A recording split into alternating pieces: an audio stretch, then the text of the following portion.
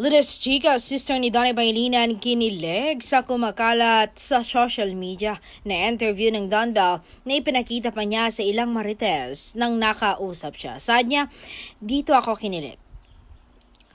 Nung tinanong sila, what is the greatest blessing you have received in life? And hindi nasabi ng kapatid ko, pero I know gusto niyang sabihin na si Belle. The way he turned to her when he heard the word blessing. As if the answer was sitting right beside him. Nako, in love talaga ang kapatid ko kay Belle.